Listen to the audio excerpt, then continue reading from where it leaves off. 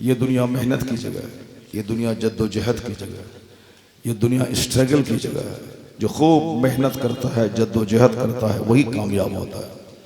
यहाँ ऐसा नहीं होता कि मैं घर में रहूँ और कहूँ कि या अल्लाह हमारे घर में 100 कुंटल बासमती धान आ जाए, और अल्लाह ताला उसकी दुआ कबूल करके 100 कुंटल बासमती धान उसके घर में डाल दे देगा। ऐसा नहीं होता है। इस दुनिया का कानून है कि सबसे पहले खेत में जाओ, वहाँ हल चलाओ, वहाँ रोपा करो, उसकी हिफाजत करो, फिर उसके बाद एक धान तुम दोगे तो अल्लाह 1000 धान वापस कर देगा। इस दुनिया का यही नियम है। और इस दुनिया में ऐसा नहीं होता कि मैं घर से दुआ करता रहूं तो घर और खेत से मकई चल के आ जाए। मैं घर में रहूं, आज दुकान में शाम के टाइम में 10,000 रुपये मेरी तिजोरी में आ जाए, ऐसा नहीं होता है। सुबह सवेरे दुकान जाना पड़ता है, वहाँ बैठना पड़ता है, 8 घंटे रहना पड़ता है, तब अल्लाह तबारक व तआला ग्राहकों के ज़रिए उसको पैसे देता है, तब वो शाम में नोट जेब में भर के वो घर आता है। यहाँ नहीं होता है। दुआ करना चाहिए, करते रहना चाहिए, लेकिन सिर्फ दुआ नहीं बल्कि मेहनत करके, जद्दोजहद करके फिर उसके बाद दुआ करे। दुआ भी रंग लाएगी और मेहनत भी रंग लाएगी, कामयाबी कदम चूमेगी। हमारे बुजुर्गों ने यही किया है। बस करबला की तारीख आप सबों को मालूम है, सारे लोग जानते हैं। मैं उस तारीख में से 2-4 बातें आप तक रखना चाहता हूँ कि जो हमें वहाँ से नूर मिलता है, जो हमें वहाँ से रोशनी मिलती है। इमाम हुसैन सिर्फ एक फ़र्द वाहिद का नाम नहीं है, बल्कि रोशनी के भंडार का नाम है। यूरोप के एक दानिश्वर ने कहा है कि he was the greatest martyr of mankind, यानी वह सिर्फ मुसलमानों के शहीद का नाम नहीं, इमाम आली मकाम इंसानियत की दुनिया के शहीद आज़म का नाम, मानवता के शहीद आज़म का नाम। यही वजह है कि मोदी जी भी जब इमाम हुसैन की तारीफ करते हैं तो ऐसा लगता है कि वो बंदा इमाम हुसैन की ज़ात पर PhD कर रहा है। लालू प्रसाद ने भी जब मुसीबत और संकटों में घिरते हैं अपने बागियों के दरमियान, तो वह भी कहते हैं कि जो हाल हुसैन का था, हुसैन से मुझको शक्ति मिलती है, अपने हासिदीन के बीच में जीने का हौसला मिलता है। तो इमाम हुसैन को जितना हम लोग पढ़ते हैं, जितना हम लोग सुनते हैं, हमसे ज़्यादा दूसरे लोग भी पढ़ते हैं। यहाँ तक कि अमेरिका के जो बाइडन, अमेरिका के साहब क्लिंटन, अमेरिका के पहले सदर इब्राहिम लिंकन, वहाँ के डॉक्टर वाशिंगटन, ये सारे लोगों ने इमाम हुसैन को पढ़ा। और जितने भी गैर मुस्लिम स्कॉलर हैं, मुंशी प्रेमचंद जी हैं, रविंद्रनाथ टैगोर जी हैं, और यूरोप के डॉक्टर S.T. कॉलरिज हैं, विलियम वर्ड्सवर्थ हैं, विलियम शेक्सपियर हैं, ये सारे लोगों ने हुसैन को पढ़ा है। मीर तकी मीर, ज़ौक़, इकबाल, इंशाअल्लाह खां इंशा, ये सारे लोग तो पढ़े ही हैं। मगर ताज्जुब की बात तो है कि विलियम वर्ड्सवर्थ ने भी हुसैन को पढ़ा, जॉन किट्स ने भी हुसैन को पढ़ा, S.T. कॉलरिज ने भी हुसैन को पढ़ा। यानी एक हुसैन सूरज की मानिंद है जिससे सारे लोग रोशनी हासिल कर रहे हैं। नारे तकबीर, नारे रिसालत, अज़मते हुसैन, जिक्रे हुसैन। हुसैन वो टॉर्च बियरर ऑफ लाइट है। हुसैन वो torch bearer of civilisation and culture है। हुसैन मशाले राह का नाम है। हुसैन मानवता की सड़कों पे लगे हुए चिन्हांकित पत्थर का नाम है। हुसैन आज़म एक मार्किंग स्टोन का नाम है। हुसैन आज़म एक अच्छे कामयाब तरीन इंसान का नाम है। हुसैन आज़म फर्जंदे अली ही नहीं, हुसैन आज़म आदमियत की आबरू का नाम है। हुसैन आज़म सदाकत और सच्चाई का नाम है।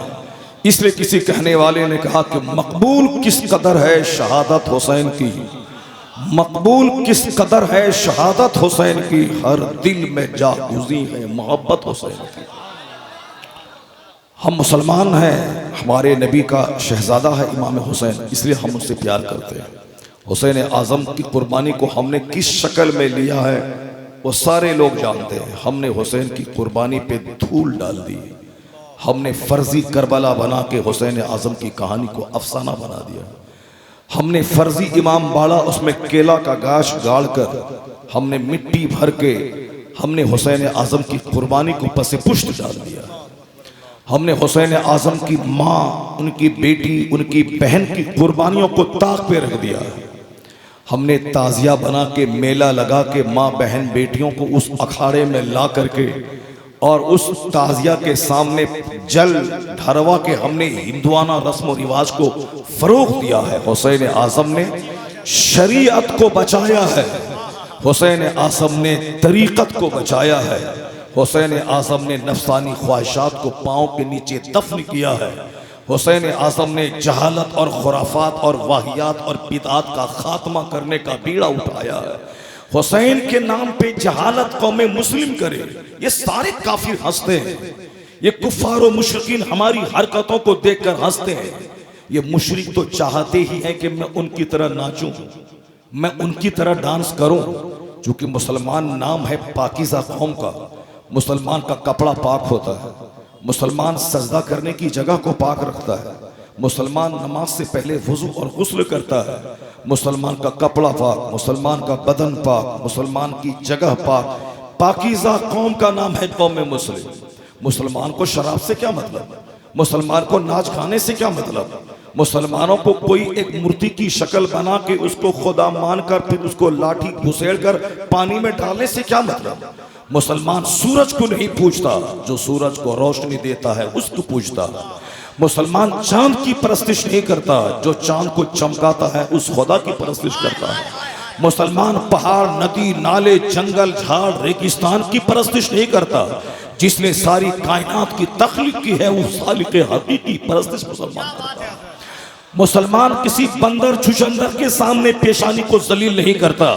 मुसलमान किसी गाय, किसी जानवर, किसी बैल, किसी हाथी, किसी सांप को खुदा नहीं कहता। जिसने करोड़ों मखलूक को पैदा किया है वो खालिक हकीकी को सजदा करता है।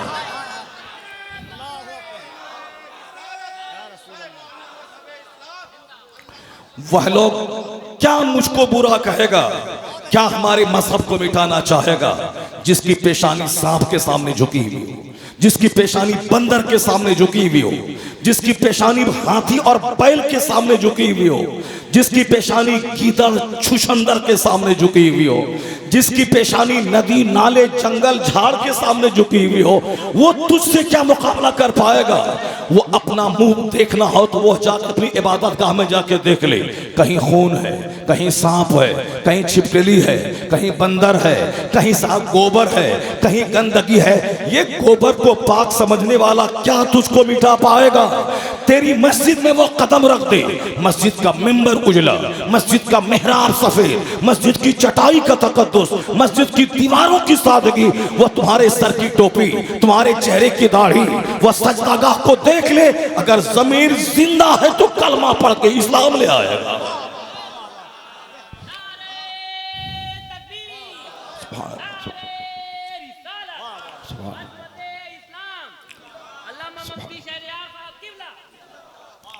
तुमको कौन जलील कर पाएगा। यह तो उनके चमड़े का मुंह है, इसीलिए बकवास करता है। चमड़े का मुंह है, यूसीसी ले आएंगे, यकसा सिविल कोड ले आएंगे, मुसलमानों को मार देंगे, मुसलमानों को भगा देंगे। चमड़े का मुंह है, खिसियानी बिल्ली खंभा नोचे, इसलिए से वो बड़ा बड़ा कर रहा है। वरना तुम्हें मालूम है कि अमेरिका का कोई दिन नहीं गुजरता जिस दिन वहां कोई मुस्तफा का कलमा ना पढ़े।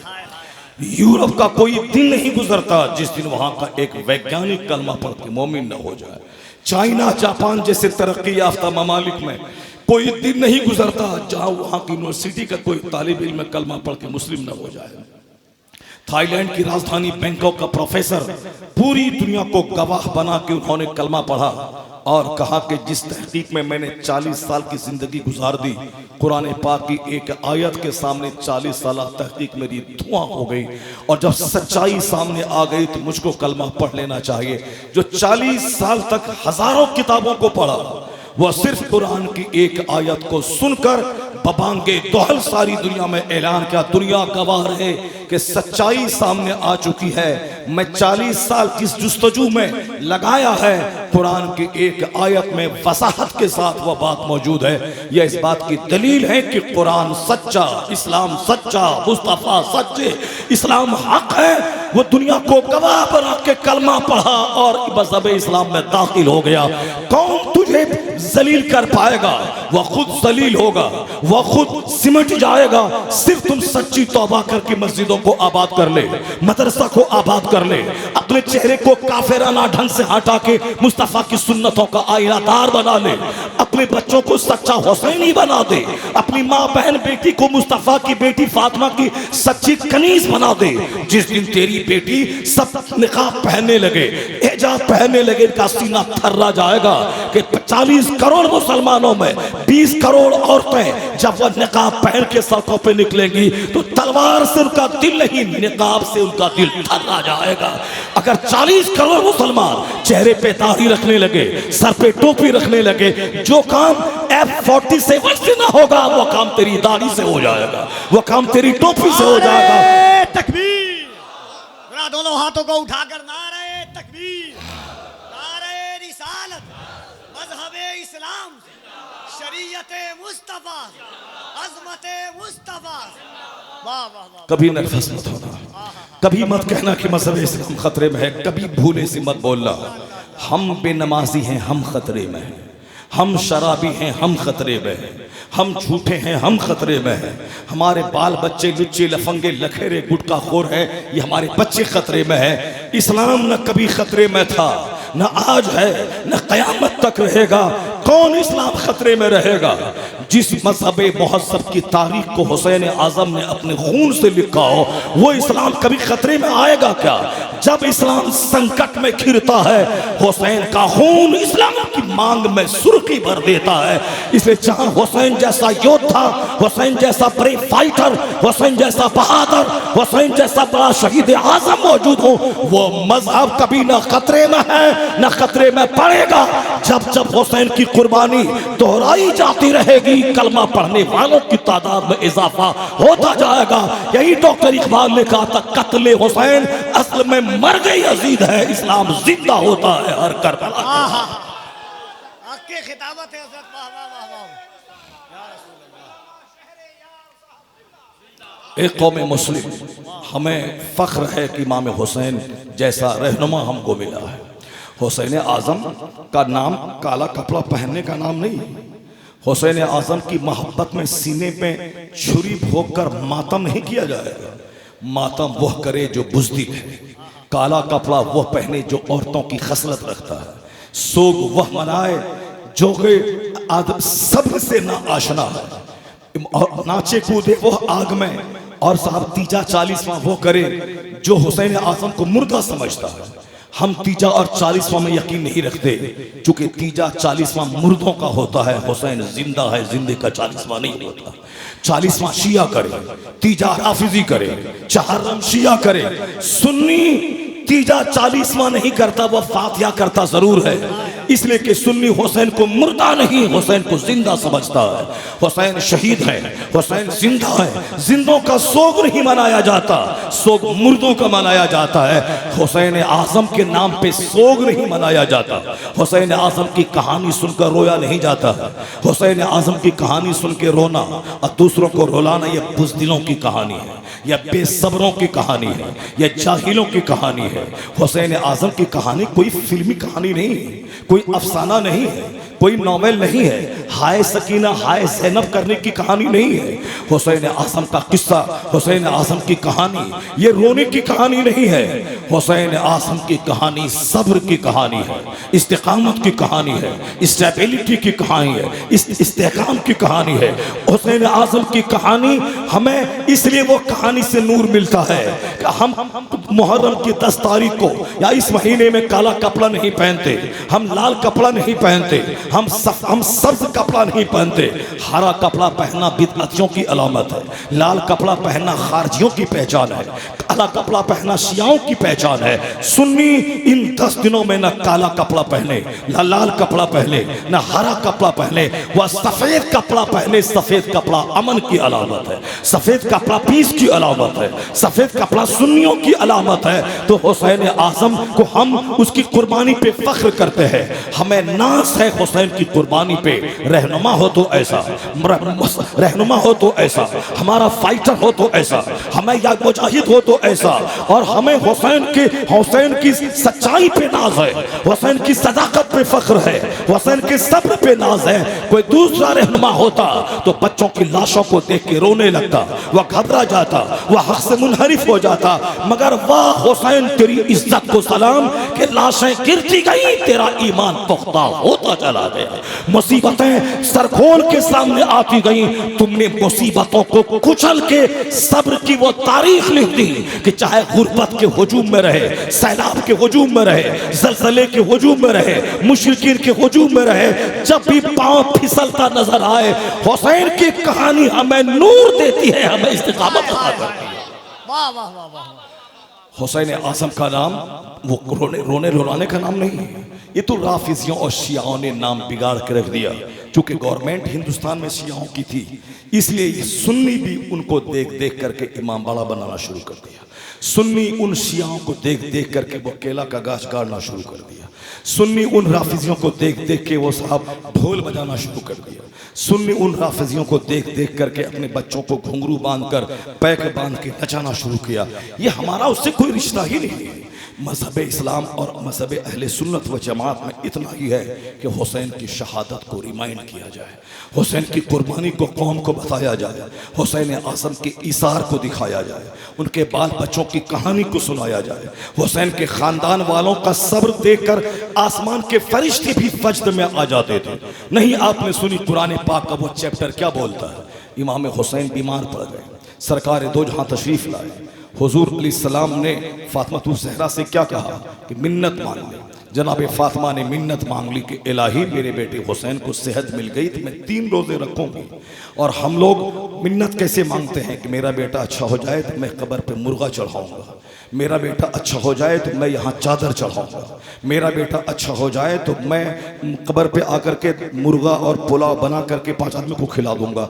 ये सारी चीज़ें जाहिलाना रस्म व रिवाज है। चादर चढ़ाने की बात करना, फूल चढ़ाने की बात करना, आप चाहें गुलाब का ताज़ा फूल 1 मन 1 कुंटल 1 केजी जितना हो कब्र अनवर पे डालें, क्योंकि जब तक वो गुलाब का फूल तरोताज़ा रहता है उस वक़्त तक वो तस्बीह पढ़ता है, उससे साहिब कब्र का दिल बहलता रहता है।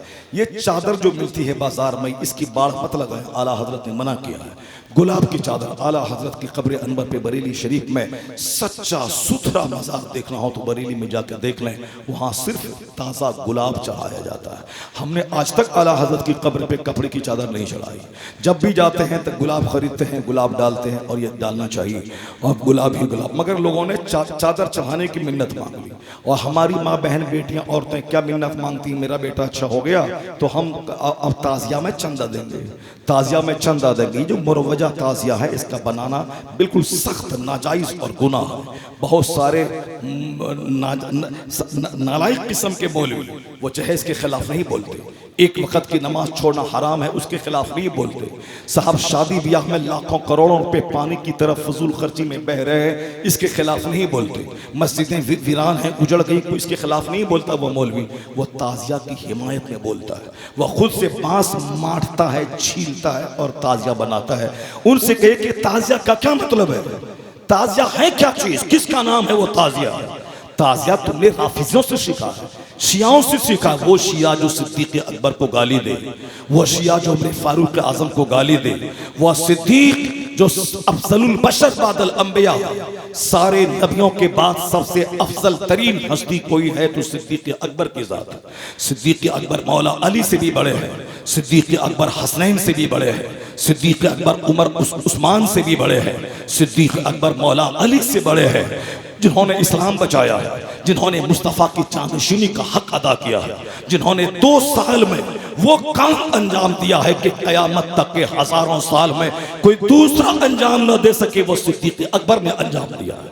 सिद्दीक अकबर ने वो काम करके दिखलाया है। सिद्दीक अकबर उमर से बड़े हैं, सिद्दीक अकबर उस्मान से बड़े हैं, सिद्दीक अकबर अली से बड़े हैं, सिद्दीक अकबर हसनैन से बड़े हैं, सिद्दीक अकबर क़यामत तक आने वाले सारे लोगों से बड़े हैं। वो सिद्दीक अकबर रज़ियल्लाहु ताला अन्हु की तारीख बयान नहीं करते, उनको गाली देता है ये राफिजी, उनकी शान में बकवास करते हैं राफिजी। हम इन जालिमों की नकल करें, हम उनकी ताज़ियादारी को अपने यहाँ लाएं। आला हजरत ने 100 साल पहले इतना ही लिखा था कि जिस तरह मक्का मदीना शरीफ की तस्वीर आप घर में रखते हैं, गुंबद खजरा की तस्वीर, खाने काबा की तस्वीर, उसी तरह करबलाए मुअल्ला की तस्वीर, कागज की तस्वीर हो, उसको अपने घर में लगा के रखें। वो तोगरा, जैसे मक्का शरीफ का तोगरा, मदीना शरीफ का तोगरा, उसको अपने घर में रखें, इतना ही। और ये ऐसा नहीं है कि अपने हाथ से उसको इमारत बनाना, फिर वहां धीरे धीरे 2 कब्रें बनाना, वहां चादरें चढ़ाना और दुलदुल बनाना, कबूतर बनाना, यानी कहां तक लोग पहुंच गए। बुजुर्गों ने सिर्फ इतना कहा था कि कागज की तस्वीर रह सकती है, इतना भी नहीं कहना था। इतना कह करके या उंगली पकड़ने के लिए दिया, उंगली क्या पकड़ने दिया कि अब बाजू तक पहुंच गया। कागज की तस्वीर क्या मतलब है? दिल में रहे हुसैन की तस्वीर, दिल में रहे हुसैन की मोहब्बत। ये ताज़िया से क्या होता है? अगर दिल में मोहब्बत रही तो हर संकट की घड़ी पे हुसैन काम आएंगे, हर मुसीबत की घड़ी में हुसैन काम आएंगे। हर वक्त वह हुसैन आज़म के सजदे का वसीला देकर अल्लाह रब्बुल इज्जत से दुआएं करेगा तो हुसैन का नाम काफी है, हुसैन का तसव्वुर काफी है, हुसैन के दिल में उसकी तस्वीर काफी है। ये ताज़िया से क्या होता है? ताज़िया तो आगे बढ़ के खुराफात में बदल गया, मगर दिल में मोहब्बत होती, वो मोहब्बत उम्र बढ़ती जाती, वो मोहब्बत गहरी होती चली जाती। कागज का ताजिया वो भी नहीं बोलना चाहिए था। कागज का ताजिया बोला गया, यहाँ लोगों ने दुलदुल बना दिया, लोगों ने कबूतर बना दिया, लोगों ने 2 कब्रें बना दी, लोगों ने उन दोनों कब्रों पे चादरें चढ़ाना शुरू किया। पूरे गुजरात में जाके देख ले, वहाँ ताजिया में 2 कब्र होती है, एक हसन की, एक हुसैन की, और लोग उसमें चादर चढ़ाते हैं। जिस तरह शिया 70 शुहदा के ताबूत हर शहर में बना के रखे हैं। 70 कब्रें, ये अली असगर की, ये अली अकबर की, ये हदी कासिम की, ये जनाब अब्बास की, जनाब इमाम हुसैन की, जनाब इमाम हसन की, यानी वो सब की कब्रें बना के रखा। पूरे हिंदुस्तान में 1000 शहर है तो 1000 करबला बना के रखा है, 1000 कब्रें बना के रखा है 1000 शहर में। और ताबूत वो लेके चलते हैं, 70 ताबूत लेके चलते हैं। इस्लाम को ड्रामा बना दिया, इस्लाम के नाम पे किस्सा कहानी करके फर्जी कहानी बनाकर फिल्मी तारीख बना दी। जबकि हुसैन की कहानी हक की खातिर आखिरी हद तक जाने की कहानी है, हक की हिफाजत की खातिर सब कुछ लुटाने की कहानी है, हक की खातिर सब्र और इसार की कहानी है। हुसैन की कहानी है कि बातिल से दब के जीना है तौहीन जिंदगी, ऐलान कर रही है आज भी तुर्बत हुसैन की। बातिल से दब के जीना है तौहीन जिंदगी, यह ऐलान कर रही है आज भी तुर्बत हुसैन की। बातिल से कभी दब के मत रहना, कभी झूठे से मत दबना, कभी शराबी से मत दबना, कभी समाज के सालिम सिनाकार मालदार अय्याज से मत दबना, कभी झूठे नेता से मत दबना, कभी सालिम शराबी पापी अत्याचारी डकैत से मत दबना। तुम्हारे मुंह में जबान है ना, हक बोलना, गर्दन कटेगी, जेल में जाओगे, हाथ कटेगा, सब सह लेना। और इसके अलावा ये कर ही क्या सकता है? जेल में डाल सकता है, गर्दन काट सकता है, इसके अलावा और क्या हो सकता है? हुसैन यजीदियों के हाथों अपने बाल बच्चों को कैदी बना दिया। हुसैन आजम के खेमे में जालिमों ने आग लगा दी। हुसैन आजम ने सारा कुंबा, उसकी जवानी, उनके सब कुछ लुटा दी, मगर मुस्तफा की शरीयत को बचा लिया। तो सारी मुसीबतें हुसैन ने सह के बता दिया कि हक की खातिर वतन छूटे, कुंबा लूटे, गर्दन जाए, सब सह लेना, मगर हक की रस्सी हाथ से जाने नहीं देना।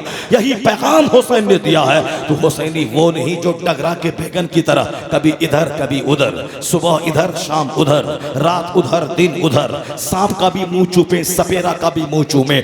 उसको हुसैन का नाम कभी नहीं लेना चाहिए, उसको शर्म आनी चाहिए। यह गंदी जबान कहा हुसैन मुअज्जम का नाम, यह गंदी जबान जिसका दिल सही नहीं हो, जिसकी जबान सही नहीं हो, जिसके पास कोई ग्रेविटी न हो, जिसके पास कोई फजल न हो, जिसके पास कोई उसूल न हो, जिसके पास कोई साब्ता न हो, सिर्फ माल को समझता हो सब कुछ, इख्तिदार को सब कुछ समझने वाला, हुकूमत को सब कुछ समझने वाला, नौकरी को सब कुछ समझने वाला, पैसा को सब कुछ समझने वाला, वह हुसैन का नाम ना ले। हुसैन आज़म ने हक की खातिर वतन छोड़ा, हक की खातिर बाल बच्चों को कुर्बान किया, हक की खातिर अपनी चाहत की कुर्बानी दी, हक की खातिर मदीने का आराम त्याग दिया, हक की खातिर इन चढ़ती जवानी में हजारों जख्म तीरों तलवारों के सहकर जान जाने आफरी के हवाले कर दी, यानी अपनी कहानी खत्म कर दी, इस्लाम की कहानी को इस्तेहकाम तमाम अता कर दिया। ये क़यामत तक पैगाम मिल रहा है कि हुसैन आज़म की कब्र से कि बातिल के सामने सीना सपर रहो, ये तुमसे कह रही है मोहब्बत हुसैन की। बातिल के सामने सीना सपर रहो, यही तो है हुसैन की कहानी। यहाँ शराबी हुसैन का नाम लेता है, जो डगरा का बैगन है सुबह इधर शाम उधर, ये हुसैन हुसैन कर रहा है। हुसैन बहुत जबरदस्त आदमियत की एक प्रतीक और अलामत का नाम है।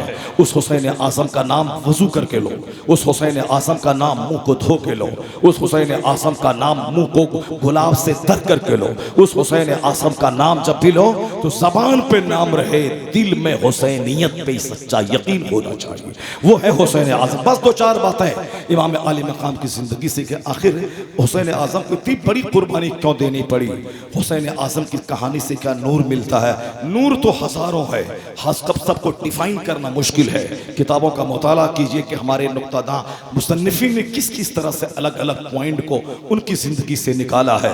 चूंकि अहले बैत मुस्तफ़ा का खानदान सब में नुमाया खानदान है, और कुरान पाक में आया है कि हुजूर ने फरमाया कि ला असअलुकुम अलैहि अजरा, मैं इस तबलीग दीन के बदले में कोई तुमसे बदला नहीं चाहता। अल्लाह ने कहा कि हबीब आप लोगों से कह दीजिए मैं तबलीग दीन के बदले में कोई उजरत तुमसे नहीं चाहता, बस इतना करना मेरे खानदान वालों से मोहब्बत करना।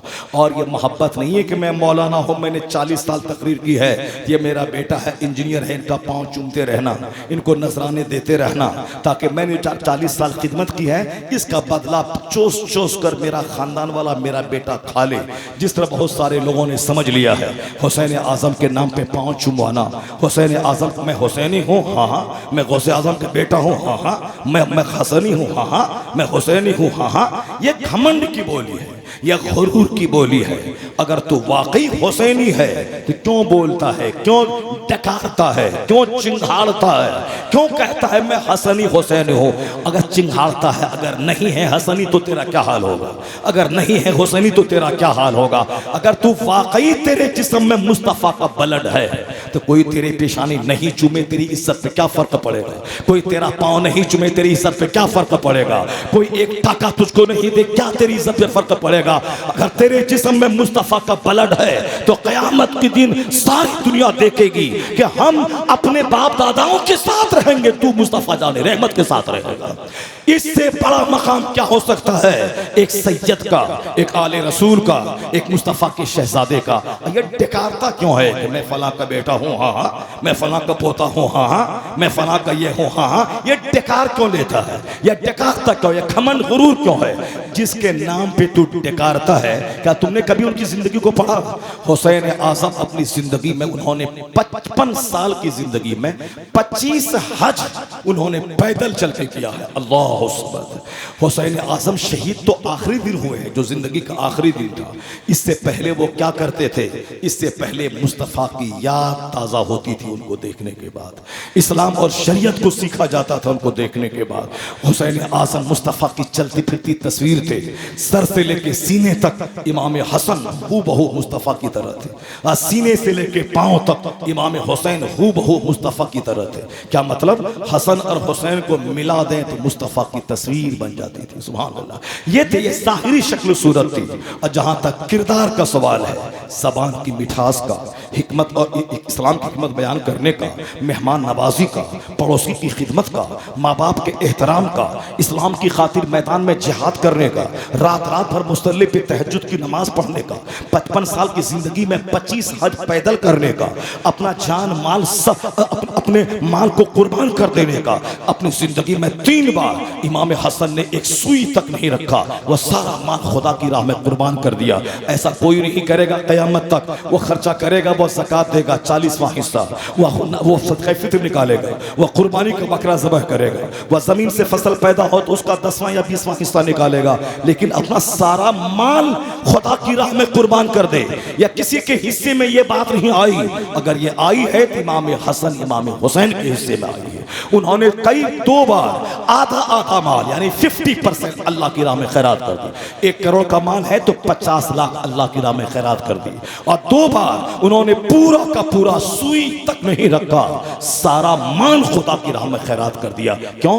मजबूत यकीन था कि रब की राह में खैरात करने से बंदा कंगाल नहीं होता, रब की राह में देने से माल बढ़ जाता है। ये तो हम जैसे कमजोरों, हम जैसे तंग दिलों की कहानी है कि 10 रुपया है, 10 रुपया दे देंगे तो बच्चा क्या खाएगा, मोबाइल में क्या वोचर भरवाएंगे, या हमारे पास 1000 रुपये दे देंगे तो फिर हमारा बाल बच्चा कहाँ भीख मांगेगा। ये हमारी कहानी है कि जमीन वक्फ करेंगे मस्जिद में तो बच्चा क्या खाएगा, मदरसे में दे देंगे सारा माल तो बच्चा क्या खाएगा, बच्चा क्या खाएगा, मैं कल क्या खाऊंगा, घर कैसे बनेगा। ये सारी कहानी हमारी है। भूल जाते हैं कि जो रब पैदा किया है उस रब की राह में खर्च करने से माल घटता नहीं।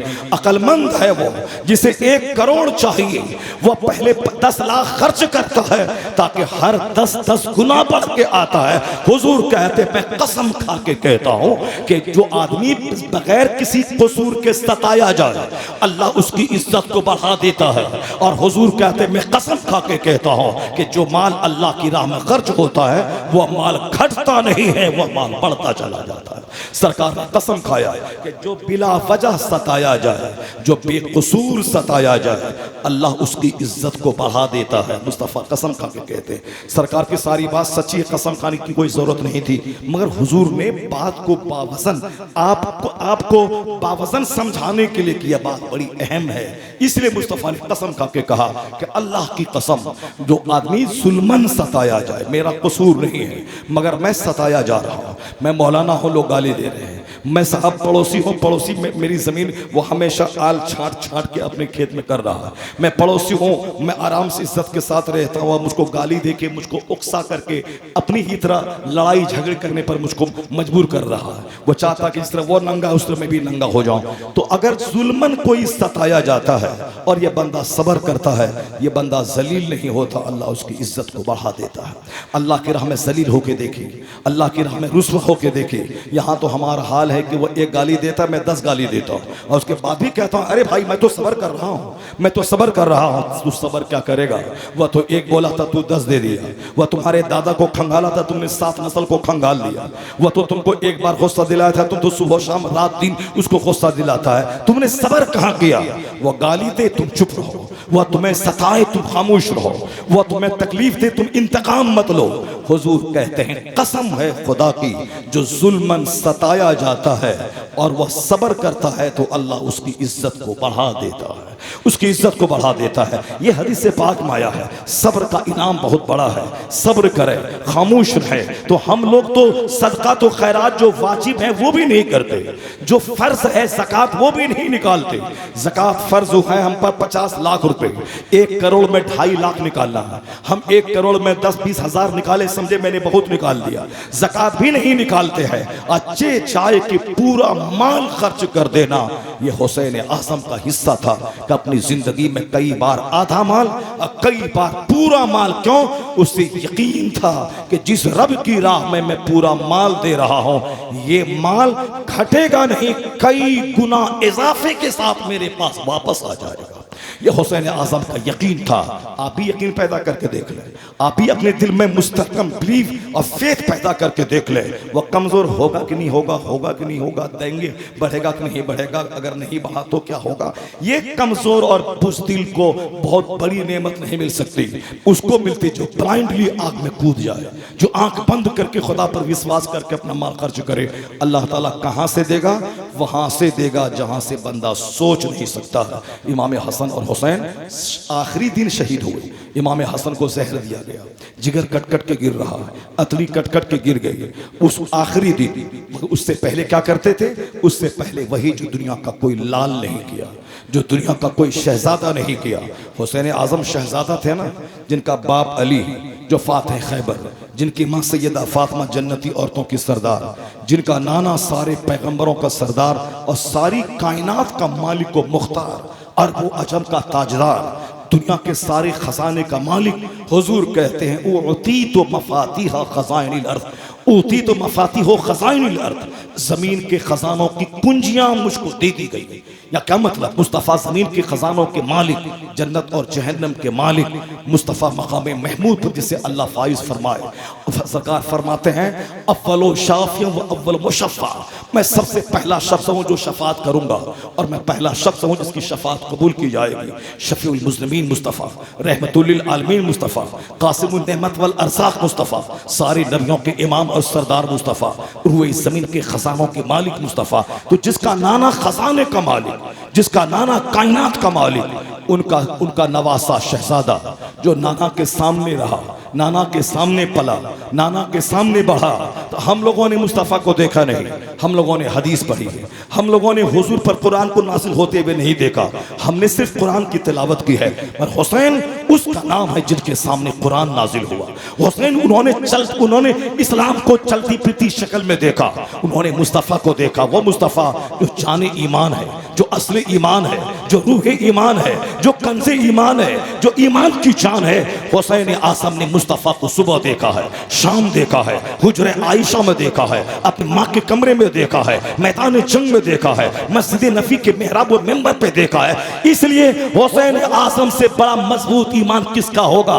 वह जालिम जो कहता है इक़्तिदार की हवस में। हुसैन करबला गए थे, उनको इक़्तिदार चाहिए, हुकूमत चाहिए थी। अब्दुल्ला इब्ने उमर नहीं गए, अब्दुल्ला इब्ने ज़ुबैर नहीं गए, अबू सईद खुदरी नहीं गए, अब्दुर्रहमान इब्ने अबू बकर नहीं गए, ये जलीलुल क़द्र सहाबा नहीं गए और हुसैन चले गए। मैं ये कहता हूं, बता दे कौन है जो हुसैन से ज्यादा मजबूत दिल रखता हो? क्योंकि हुसैन मुस्तफ़ा के कांधे पे बैठने वाला हुसैन, हुजूर की पुश्त पे बैठने वाला हुसैन, जिनकी खातिर मुस्तफ़ा ने जुमा का खुतबा मुअख्खर किया हो, जिनकी खातिर मुस्तफ़ा ने अपना सजदा दराज किया हो, जिसके लुआब तहन में मुस्तफ़ा ने जिसके मुंह में लुआब तहन डाला हो, जिसको खजूर की तरह जिसके होंठ को चूसा हो, जिसकी पेशानी को बोसा दिया हो, जिनको सीने से लगाया हो, जिनको पुश्त पे बैठाया हो, कोई दूसरा आदमी उस तरह के ईमान का हामिल कैसे होगा? जो हुसैन के मुंह में मुस्तफ़ा का लुआब गया हो, उसका ईमान बढ़ा, उसका तकवा बढ़ा, उसका यकीन बढ़ा। इसलिए हुसैन आज़म की नजर वहां गई जहां दूसरों की नजर नहीं गई।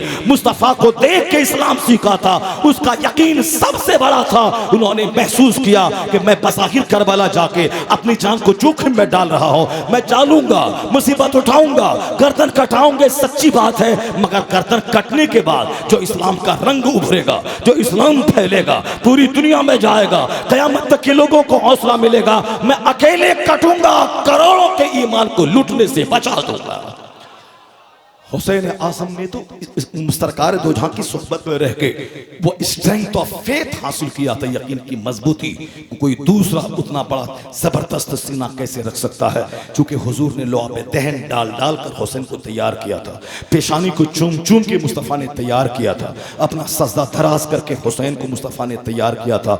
तो दूसरे को दूसरे तैयार करते हैं, हुसैन को मजहब इस्लाम के बानी और दाई कबीर इमामुल अंबिया व रसूल महबूब परवरदिगार ने हुसैन को तैयार किया था कि आज हुसैन के लिए मैं सजदा लंबा करता हूं, आज हुसैन को कांधे पे बैठाता हूं, और कल जब मेरी उम्मत का बोझ हुसैन के कांधे पे जाएगा तो हुसैन मेरी मोहब्बत का कर्ज चुकाएगा, कर्ज अदा करेगा। सारी दुनिया ने देखा कि मुस्तफ़ा के प्यार में क्या राज छुपा हुआ था, राज यही था, आज हुसैन मेरे कांधे पर है, और कल जब हुसैन के कांधे पे उम्मत का बोझ होगा तो आज मैं हुसैन को उठाता हूं, कल मेरी उम्मत का बोझ हुसैन उठाएगा। तो हुसैन ने बोझ उठाकर इस्लाम की कश्ती किनारे लगाकर बता दिया कि नाना का कर्ज कैसे अदा होता है, प्यार और मोहब्बत का कर्ज कैसे अदा होता है। नाना ने जो उम्मीदें वाबस्ता की थी, हुसैन ने उस उम्मीद पे खड़ा होकर बता दिया कि नाना लाजवाब है तो नाना का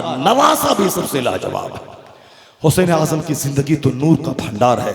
मैं तरतीब के साथ दो चार बातें कहना चाहता हूँ जो हमारी ज़िंदगी से रिलेटेड है। हम लोग क्या सोचते हैं, हुसैन आज़म क्या सोचते थे? हुसैन आज़म शहज़ादा थे, माँ उनकी सैयदा, बाप उनके सरदार, नाना इमामुल अंबिया व रसूल। लेकिन कभी भी हुसैन ने कुर्सी पर ऐसे टेक लगा के बैठ के कभी नहीं बोला कि मुझसे बड़ा कौन है, कभी भी नहीं। पूरी इस्लामी तारीख खंगाल दें, कभी ये जुमला नहीं निकलेगा। अगर कोई ऐसा बोलता है तो उसको मैं नहीं मानूंगा। बुखारी शरीफ में कहीं नहीं है, तिरमिज़ी में कहीं नहीं है, इब्ने माजा ने सही में कहीं नहीं है, सहाय सित्ता की हदीस में कहीं नहीं है कि हुसैन आज़म की ज़बान से कभी मगरूराना जुमले निकले हो। नहीं, हुसैन आज़म की पेशानी हया से झुकी रहती थी, हुसैन आज़म की ज़बान से मीठी बोली निकलती थी, हुसैन आज़म खामोश रहते थे जिस तरह मुस्तफ़ा खामोश रहते थे, और जब बोलते थे तो उनकी ज़बान से फूल झड़ता था। जब वो बोलते थे तो सबों को इस्लाम पर, इस्लाम के अहकाम सीखने का मौका नसीब होता था। सरकार इमाम अली मकाम कभी भी घमंड नहीं किया कि मेरी माँ लाजवाब, मेरा बेटा लाजवाब। अगर कोई ऐसा अगर बोलता है कि हुसैन आज़म ने ये कहा कि मैं सबसे लाजवाब, आपसे भी मैं आपसे भी आप एक क्वालिटी में हुजूर मैं आपसे भी बड़ा हूँ, चूँकि आपका नाना नबी नहीं, मेरा नाना आप हैं, ये सब बात बनाने की बातें हैं, ये सब बात बनाने की बातें हैं, ये सब नॉवेल अफसाना पब्लिक को भड़काने की बातें हैं, ये सब साफ बात बनाने की बातें हैं। वह नमक मिर्च मसाला लगा के अफसाना और नॉवेल बना के पब्लिक से दाद वसूलने की बातें हैं। हसनैन करीमैन सरकार दो जहां की सुन्नतों के आईनादार थे, सबसे बड़े मुत्तकी थे, नेकियों के रसिया और हरीस थे। 55 साल में 25 हज पैदल करना, आला किस्म के घोड़े मौजूद थे, लेकिन कभी भी घोड़े पर चढ़ के आपने हज नहीं किया। क्यों? इसलिए नहीं किया कि चूंकि वो नेकियों के हरीस थे। नेकी चाहे करोड़ खरबों हो, किसी नेकी को छोड़ते नहीं थे। हदीस में आया है कि अल्लाह की राह में जिस पाँव में धूल लगे, जहां जहां धूल जाए वहां वहां जहन्नम की आग हराम हो जाती है, जहन्नम की आग हराम हो जाती है। अगर आप मस्जिद जाते आते हैं नमाज के लिए, तो अगर पाँव में गर्द लगती है, धूल लगती है, धूल लगने दीजिए। जहाँ अल्लाह की राह में जो धूल पाँव में लगे, जहाँ जहाँ धूल लगती है वहाँ वहाँ जहन्नम की आग हराम हो जाती है। वो दो आंखें हैं जिसको जहन्नम की आग नहीं छुएंगे। ऐनाने ला तमस्सुहुमुन नार, दो आंखें ऐसी हैं जिन आंखों को आग नहीं छुएगी। एक आंख वो ऐनुन बकत मिन खश्यतिल्लाह, यानी वो आंख जो अल्लाह के खौफ से रोती है। आप तन्हाई में बैठे हैं, रो रहे हैं, जहां जहां आंसू के कतरे गिरने दें, अल्लाह के खौफ से बहने वाला आंसू जहां जाएगा वहां जहन्नम की आग हराम हो जाएगी। एक वह आंख जो अल्लाह के खौफ से रोती हो, और दूसरी वह आंख जो सरहदे इस्लाम पर इस्लामी फौज की हिफाजत करने के लिए खुली रहती हो। यानी एक तरफ दुश्मन है, एक तरफ इस सरहद पे मुसलमानों की फौज है। दुश्मन शबखून न मार दे, दुश्मन पीछे से अटैक न कर दे, रात भर जाग कर आंख फटी रखकर मुसलमानों की अफवाज, मुसलमानों के अफवाज का हथियार, मुसलमानों की सरहदों की हिफाजत में जो आंख खुली रहती है, वह आंख को जहन्नम की आग कभी नहीं छुएगी। यानी जो आंख खुली रहती है, और वो धूल जो अल्लाह की राह में पाँव में लग जाए, जैसे जिहाद में मस्जिद जाते, मदरसा जाते, खानकाह जाते, इस दीनी महफिल में आते, दूसरों की मदद करने के लिए जाते हुए सिद्दीक़ अकबर जब खलीफतुल मुस्लिमीन बने, उसामा बिन ज़ैद को जब रवाना करने लगे, सारे सहाबा कहते थे मत भेजें फौज को मदीना से बाहर, दुश्मन ताक में है, घात में है, मदीने की ईंट से ईंट बच जाएगी। सिद्दीक़ अकबर ने कहा था कि मेरे पाँव कील कव्वे खींच के ले जाएं, उम्महातुल मोमिनीन के पाँव को कील कव्वे खींच के ले जाएं, चील कव्वे खींच के ले जाएं, मगर मैं उस फौज को वापस नहीं बुलाऊंगा जिस फौज को मुस्तफ़ा ने अपने हाथ से झंडा देके भेज रवाना किया है, मैं उसे वापस नहीं बुलाऊंगा। बाद में लोगों ने समझा, उमर जैसे जलील क़द्र सहाबी ने, कि जहां हमारी नजर नहीं गई थी वहां सिद्दीक़ अकबर की नजर गई थी। ये उनका इश्क़ रसूल था, ये उनकी हिकमत थी, ये काम करने का ढंग था। इसलिए मुस्तफ़ा ने उनको अपनी जिंदगी में 17 नमाजों के लिए इमाम बनाया और इशारा दिया कि मेरे बाद खलीफतुल मुस्लिमीन सिद्दीक़ अकबर ही बनेंगे। सिद्दीक़ अकबर के पास बहुत बड़ा इल्म था, बहुत बड़ी हिकमत थी, सोचने समझने का, तदब्बुर और गौर फिक्र करने का बड़ा मलका उनको हासिल था। तो जहां नजर उमर की नहीं गई वहां नजर सिद्दीक़ अकबर की गई। कहा कुछ नहीं, फौज जाएगी, चाहे कुछ भी हो, मेरे पांव को चील कव्वे खींच के ले जाए, ये सब गवारा है। पर मुस्तफ़ा ने जिसके हाथ में इस्लाम का झंडा देके जिस फौज को रवाना किया है, उस फौज को वापस कभी नहीं बुलाऊंगा। और जब किसी की बात नहीं मानी, रिजल्ट क्या निकला? बगैर खून रेस जंग के फातेह बनकर वह फौज जब वापस हुई, तो जिसने मना किया था वो सब आ के कहने लगे, अबू बकर मुबारक हो, मेरा सीना जहां तंग था अल्लाह ने आपके सीने को इंशराह सद्र की नेमत अता कर दी थी। आपका सीना खोल दिया था अल्लाह ने, नजर आपकी जहां गई वहां मेरी नजर नहीं गई। जो लोग देखने लगे कि हुजूर के विसाल के बाद फौज मदीने से बाहर जा रही है, इसका मतलब है कि मदीने में जबरदस्त फौज का भंडार है। वो उसके दिल पे हैबत तारी हो गई कि मदीने में फौज ज्यादा है, तब ना बड़े बड़े असहाबी ये जा रहे हैं सरहद इस्लाम की तरफ मदीने से बाहर, यानी ये है हैबत, जंग की तदबीर। क्या फौज भी नहीं है मगर काफिरों के दिल पे हैबत डाल देना जाहिरी तौर पर। जिस तरह से 100 फौज है एक जगह सिमट कर है तो काफिर का दिल नहीं थर आएगा। 100 फौज को अलग अलग जगहों पे फाइज कर दे, 10 यहाँ 20 वहां 25 वहां 25 26 वहां। जिस तरह फतेह मक्का के मौके पर 10,000 सहाबा थे, सबका खेमा अलग अलग बनाने का हुक्म हुजूर ने दिया। और सबके खेमे में जब चूल्हे में आग जली तो ऐसा लगा कि एक शहर आबाद है। वो अबू सुफियान जैसे लोग जो अब तक ईमान नहीं लाए थे, जब देखा कि पूरा मैदान में आग ही आग नजर आ रहा है, उनके सीने में इस्लाम की हैबत तारी हो गई। यह है हिकमत, यानी काफिरों को बगैर कत्ल किए हुए उनको मबहूत कर देना, अपनी ताकत की धाक उसके दिल में जमा देना। ये सिद्दीक अकबर ने वही काम किया, फौज बाहर भेज दिया। अगरचे मदीने में ज्यादा फौज नहीं थी मगर काफिरों का दिल थर्रा गया। लगता है कि मदीने में लाखों फौज है, तब नहीं ये लोग बाहर भेज रहे हैं। और सिद्दीक अकबर रज़ियल्लाहु ताला अन्हु उसामा को जब रवाना करने लगे, आप घोड़े के साथ साथ पैदल चलने लगे, बाकी दूर तक रवाना करें। उसामा घोड़े से नीचे उतरने लगे। कौन? कमांडर इन चीफ, जिस फौज में उमर जैसे लोग शामिल हैं, उस फौज का जनरल उसामा बिन ज़ैद को बनाया था मुस्तफा ने। चूंकि उसामा के वालिद ज़ैद उसी जंग में शहीद हुए थे, तो जब बाप का बदला लेने की भी एक हिम्मत होगी, सरकार दो जहां का सारा काम हिकमतों से भरा होता है। चूंकि उनके बाप वहां शहीद हुए थे उस सरहद पे, इसीलिए उस सरहद पे जब काफिरों से जंग हो, उसका कमांडर जनाब ज़ैद के बेटे उसामा को मुस्तफा ने बनाया ताकि उसके दिल और दिमाग में जोरदार ढंग से काफिरों से लड़ने, उससे निपटने की सलाहियत पैदा हो। उसामा बैठे हैं घोड़े पर, खलीफतुल मुस्लिमीन मुस्तफा का जानशी वो पैदल चल रहा है। उसामा घोड़े से नीचे उतरने लगे। कहा हुजूर या तो आप घोड़े पे बैठे या मैं फिर घोड़े से नीचे उतर जाता हूं। सिद्दीक अकबर ने कहा खबरदार उसामा, तुम घोड़े से नहीं उतरेगा, तुम घोड़े पर बैठेगा। मैं तेरे साथ पैदल चल रहा हूं, मेरे पांव में गर्द लगने दे, मेरे पांव में धूल लगने दे। मैं खुदा की राह में अपने पांव को गर्द आलूद करना चाहता हूं। क्यों? इसलिए कि जब पांव में खुदा की राह में गर्द लगती है तो वहां जहन्नम की आग हराम हो जाती है। किस कदर हरीस थे इमाम हसन और हुसैन। 55 साल की उम्र में, मेरी उम्र आपकी उम्र 80 साल, जिंदगी में एक हज, तौफीक दे तो 2 हज, तौफीक दे तो 4 हज। कहां 80 साल, कहां 4 हज। 55 साल उम्र है हजरत इमाम हुसैन की, 25 हज आपने पैदल किया। घोड़े मौजूद हैं, मैं 400 किलोमीटर दूर मदीना से मक्का पैदल चल के अरफात जा रहे हैं। अब फिर वहां से आ रहे, ऐसा नहीं कि गरीब थे, ऐसा नहीं कि सवारी के जानवर नहीं थे तो क्या करेंगे, बहालत मजबूरी पैदल तो जाना ही था। नहीं, आला किस्म के अरबी घोड़े मौजूद थे, ऊंट मौजूद था, मगर पैदल चलते थे। क्यों? आया है किताब में कि जो पैदल हज करता है हर कदम के बदले में 6 करोड़ नेकियां लिखी जाती है। सुभान अल्लाह। हर कदम के बदले में। हुसैन आजम बहुत बड़ी मुत्तकी का नाम है, हुसैन आजम बहुत बड़ी मुदब्बिर का नाम है। एक तरफ खैरात सखी लाजवाब, एक तरफ हाजी लाजवाब, रात रात भर तहज्जुद की नमाज पढ़ते थे। और फिर मेहमान नवाज इतने कि आपका बाप हजरत मौला अली वो सूखी रोटी खा रहे हैं, आने वाला बद्दू देहाती मौला अली से मिलने आया है। इमाम हसन ने उनके लिए बेहतरीन दस्तरखान बिछाया है। वो बद्दू कहता है कि मैं एक फकीर को देखा हूँ मस्जिद नबवी के दरवाजे पर, वो सूखी रोटी जौ की पानी में भिगा के खा रहे हैं।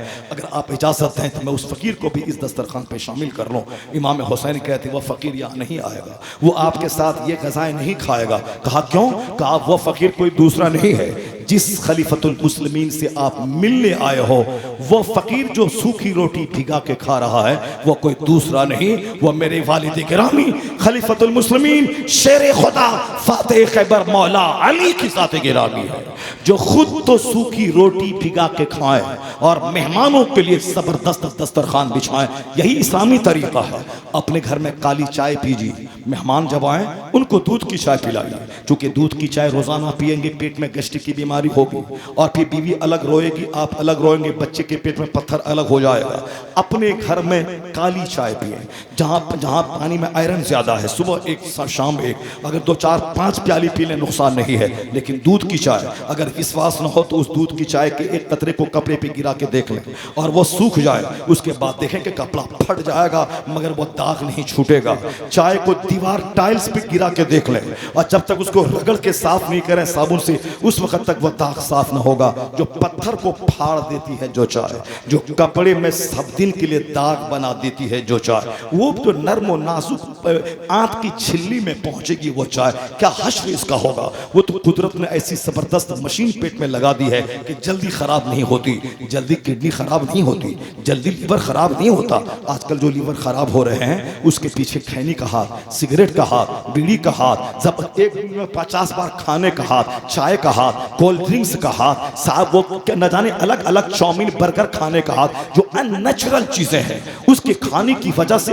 अभी मैं चाउमीन खाया, ऐसा नहीं कि आज ही लीवर मेरा डैमेज हो जाए, आज अल्लाह मौका देता है 10 साल का, 20 साल का, 25 साल का, क्योंकि लीवर ऐसी जबरदस्त अल्लाह ने बनाई है, फौरी ट्रांसप्लांट की जरूरत नहीं पड़ती है। और अभी लीवर को बदलने की या लीवर को काट के अपने बाल बच्चों का लीवर उसमें ऐड कर दे तो धीरे धीरे वो लीवर काम करना शुरू करता है। ये सारी टेक्निक तो आज आई है, लेकिन लीवर जल्दी खराब होता नहीं, क्योंकि कुदरत ने बनाया है बड़ा जबरदस्त। और जब बंदा उस पर डोज डालता रहता है तब लीवर खराब होता है, तब बंदा चीखता है, चिल्लाता है, खाता है, वॉमिटिंग होती है। अब पैसा नहीं 10 उसके 20 लाख रुपए के चाइना जाके लीवर को वो चेंज करे, उसी हालत में तड़प तड़प के मर जाता है। जीने का अंदाज चेंज कीजिए, नेचुरल चीजें, चटाई पे सोइए, तख्त पे सोइए, काली चाय पीजिए। और आप कहते काली चाय कैसे आदत लगाइए। हाँ, मेहमान जब आ जाए नफीस से नफीस तरीन खाना खिलाइए, मुरक्कन ग़ज़ाएं, मुजर्रब ग़ज़ाएं, चूंकि मेहमान हमेशा नहीं आता, कभी कभी आते, वो सारी ग़ज़ाएं मेहमान उनके सदक़े में आप भी खा लें।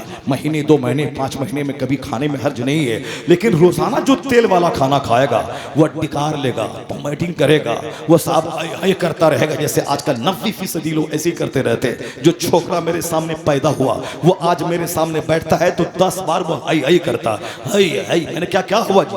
बोला क्या करे, गैस की बीमारी हो गई है। यहाँ 53 ईयर्स उम्र है, कभी आप हाय हाय नहीं सुनेंगे।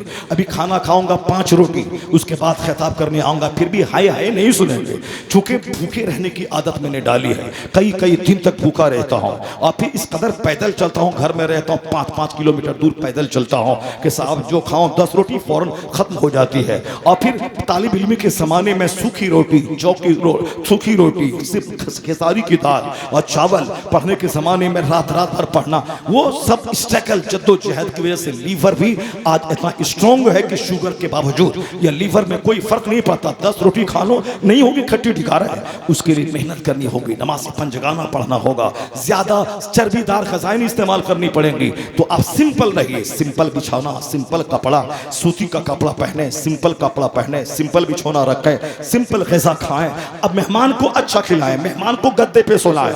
एक मेहमान 3 दिन रहता, 10 दिन नहीं रहता, 15 दिन नहीं रहता। वो दामाद जो 9 दिन रहेगा वह 9 रोज़ी, ये सब दुनिया का बना हुआ दस्तूर है। 3 दिन के अलावा मेहमान नहीं रहता। अगर वो रह भी जाए घर में दामाद, वो दामाद का न हो, हम जितना खिलाएंगे वो सदका है, वो सदका है दामाद के लिए। मेहमान पहले दिन नफीस खाना, दूसरे दिन थोड़ा उससे कमजोर, तीसरे दिन के बाद बस जो आपके पास वो खिला दीजिए। पहला दिन सबसे ज्यादा फाइनेस्ट ग़ज़ा मेहमान के सामने रखिए। इमाम हुसैन का वही दस्तूर था, अपने लिए सूखी रोटी, जौ की रोटी, पानी भिगा के खाना, पानी को रोटी को पानी में डाल के खाना। यही सैयदा फातिमा का हाल था। कुरान शरीफ में तारीफ आई है उस फैमिली की, उस खानदान की।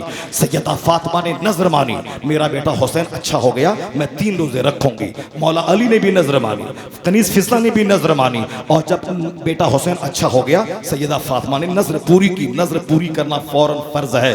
जब बात पूरी हो जाए, मुराद पूरी हो जाए, हाजत पूरी हो जाए, अगर मेरा बेटा बाहर से वापस सही सालिम आ गया मैं 3 रोजे रखूंगा। जैसे ही वो घर में आ जाए फौरी रोजा रख के, रोजा रखना अब फर्ज हो गया उस पर। मिन्नत मांगे, अगर ये मेरा काम बन गया मैं 3 दिन मस्जिद में एहतिकाफ करूंगा, मैं 3 दिन रोजा रखूंगा, 100 रकात नमाज नफल पढ़ूंगा, 1000 बार ला इलाहा इल्लल्लाह मुहम्मद रसूलुल्लाह में पढ़ूंगा, 1000 खैरात करूंगा। ये सब नफल है। ये नहीं कि चादर चढ़ाऊंगा, मुर्गा चढ़ाऊंगा और साहब वहाँ बत्ती बांधूंगा, वहाँ जो गुहाल में जाके भैंस के गुहाल में बैगन चढ़ाऊंगा, ये सब काफिराना, हिंदुआना, मुशरिकाना, ये जाहिलाना रस्म रिवाज को त्याग दे। आला हजरत ने कहा जिस कब्र पे अल्लाह के वली की कब्र पे एक चादर हो, जब तक वह चादर पुरानी न हो उस वक्त तक दूसरी चादर न चढ़ाओ। आला हजरत ने कहा कि कब्र पे जब हाजिरी देने जाओ अल्लाह के वली की कब्र पे 4 हाथ दूरी पे रहो, अपना हाथ कब्र को मत लगाओ, तवाफ करना हराम है, सजदा करना हराम है, 4 हाथ फासले पे रहो, फातिहा पढ़ो, उनकी रूह को सवाब पहुंचाओ, उनके लिए दुआ करो, दर्जात की बुलंदी की दुआ, उनके वसीले से अपने लिए दुआ करो और फिर उल्टे पांव वहां से पलट जाओ। यह है मज़ारात की हाजिरी का तरीका जो आला हजरत ने बताया। हमने माना नहीं, हम वहां जाके वहां दबाने लगते हैं पैर, जिस तरह पैर दबाते हैं अपने पीरों का पैर, उसी तरह कब्र को भी दबाने लगते हैं। जहालत की इंतहा हो गई। काफी अपनी मूर्ति का तवाफ करता है मंदिरों का, उसी तरह हमारे बहुत सारे लोग हैं अजमेर मुअल्ला में जाके वह पूरे मज़ार का तवाफ करते हैं। हराम है तवाफ करना, सजदा करना हराम है। हमने आला हजरत की बात को ताक पे रखा, सुन्नियत बदनाम हो गई और हमने अच्छे अच्छे लोगों का दिमाग खराब किया। लोगों ने समझ बैठा कि सुन्नियत यही है कि चादर चढ़ाना, गाजर करना, संदल का जुलूस निकालना, कव्वाली करना, तबला पीटना, जबकि कव्वाली मुरवजा कव्वाली हराम है। आला हजरत ने लिखा है यह ढोल बाजा ताशा मुरवजा ताजियादारी हराम, सख्त हराम है। यह आला हजरत ने लिखा। यह इमाम बाड़ा, यह अखाड़ा, यह फर्जी करबला, यह निशान में बत्ती बांधना, उसको जाके जमीन में दफन करना, आला हजरत सबको खुराफात, वाहियात, बिदात, नाजायज काम करार दिया है। फर्जी मजार लगाना और असल मजार की तरफ हाजिरी देना आला हजरत ने नाजायज व हराम लिखा है। हमने आला हजरत की बात को ठुकरा दी। नतीजे में मेरा इंजीनियर मेरे हाथ से निकल रहा है, डॉक्टर मेरे हाथ से निकल रहा है, प्रोफेसर मेरे हाथ से निकल रहा है, मास्टर मेरे हाथ से निकल रहा है। वह समझ रहा है कि सुन्नियत यही है, औरत मर्द की कव्वाली का मुकाबला करना, तबला बजाना, वह साफ ताजिया बनाना, उसको घुमाना, काफिरों की तरह वहां नारियल फोड़ना, वहां पानी ढारना और फिर वहां मिन्नतें मांगना, ये डॉक्टर के बाद खुराफात वाहियात। ये सुन्नियत यही है, शरीयत यही है। बरेलवी का बेटा भाग गया, पीर साहब का बेटा भाग गया, बड़े बड़े इंजीनियर डॉक्टर जो स्कूल कॉलेज में पढ़े, का यही सुन्नियत है, जल ढारना। पूरे कुरान हदीस में कहाँ आया है? पूरे कुरान में नमाज पे जोर है, रोजे पे जोर है, हज व ज़कात पे जोर है, मस्जिद की तामीर पे जोर है, सुन्नतों के अमल पे जोर है। कैसे खाएं, कैसे पिएं, कैसे सोएं, कैसे चले, कैसे सुलूक करें, कैसे पढ़ें, कैसे बच्चों को पालें, कैसे रिश्तेदार से सुलूक करें, कैसे पड़ोसी के साथ रहें। From the cradle to the grave, माँ की गोद से लेके कब्र की गोद तक जीवन के हर क्षेत्र में जो हुजूर ने रहनुमाई की है, उस मार्गदर्शन को देखकर इस हिंदुस्तान का एक बड़ा ब्राह्मण वो कहता है, the personality of Mohammed, it is most difficult to get into the whole truth of it. Islam के पैगंबर का व्यक्तित्व है जिसकी तह में उतरना बहुत मुश्किल है। वह कहते हैं इंसानी दुनिया का सबसे बड़ा मार्गदर्शक, सबसे बड़ा रहनुमा कोई है तो मोहम्मद अरबी की जात गिरामी है। गैर मुस्लिम इस तरह की बातें करते हैं और हमने इस्लाम को बदनाम किया, सुन्नियत को बदनाम किया, मसलक के आला हजरत को बदनाम किया। हमने नज़र के तरीके भी गलत तरीके से चुन लिए। नमाज है नहीं, मज़ार पे जाके वहाँ गोरहन्नी और गोईठा और लकड़ी लेके गए, वहाँ खाना बना रहे हैं। इस तरह की नज़र तुमने माना है आपकी माँ बहन बेटी ने, इस तरह की नज़र पूरी करना कोई ज़रूरी नहीं है, कोई गुनाह नहीं होगा। अगर बेटा मर जाएगा तो मौत उसकी लिखी हुई थी इसीलिए मरा, और नहीं कि ऐसा कि हम वहाँ जाके मुर्गा नहीं बनाए, के बनाए इसीलिए मर गया। ये अंधविश्वास हिंदुओं का है, ये अंधविश्वास काफिरों का है, ये अंधविश्वास उसका है कि ऐसा नहीं करेंगे तो ऐसा हो जाएगा, वैसा नहीं करेंगे तो बेटा मर जाएगा, ऐसा करेंगे और जो ऐसा करेगा उसका बेटा नहीं मरता, उसका बेटा मर जाता है। जिसकी जो उम्र है वो उस उम्र पे ही वो मरेगा, चाहे दुनिया कुछ से कुछ कर ले, जादू तो ना ये वो फला कुछ नहीं, एक सेकंड एक लम्हा ना आगे होगा ना पीछे होगा। जो मौत का वक्त मुतय्यन है, अपने वक्त पे मौत आके रहेगी। ये शैतान डराता है, ये काम नहीं करेगा, मौलवी की बात मानेगा। तुमने मिन्नत मांगी थी कि हम घुंघरू बनाएंगे, इसको साफ खलीफा बनाएंगे और सारी जिंदगी इसको घुमाएंगे, अगर नहीं करेगा तो बेटा मर जाएगा। तुम ये बोल के बेटा मरे मरे मरे मर जाए, मरना तो है ही, मगर मैं जहालत नहीं करूंगा, शरीयत पे अमल करूंगा। अगर तुमने ऐसा बोला, याद रख अल्लाह ताला तुझे तेरे लिए तेरे हक में खैर अता फरमाएगा।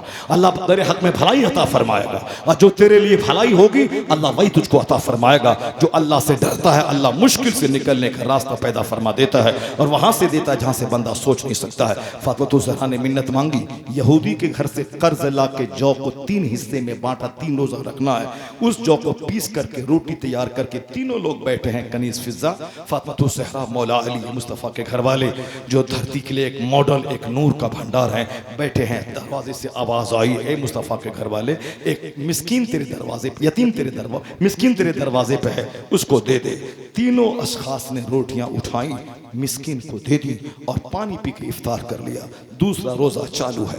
दूसरे दिन जब दूसरा हिस्से की रोटी तैयार करके जब बैठे हैं, दरवाजे पे फिर दस्तक आई, कहा मुस्तफ़ा के घर वाले, यतीम तेरे दरवाजे पर हाजिर है, भूखा है, रोटी दे दे। फिर तीनों ने रोटियां उठाई और उस यतीम को दे दी। तीसरे दिन फिर पानी से रोजा चालू है, एक फिर दस्तक आई, इफ्तार के टाइम में जो बाकी मंदा आटे की रोटी तैयार हुई, हे मुस्तफ़ा के घर वाले, एक कैदी तेरे दरवाजे पे हाजिर है, भूखा है, नहीं खाया है।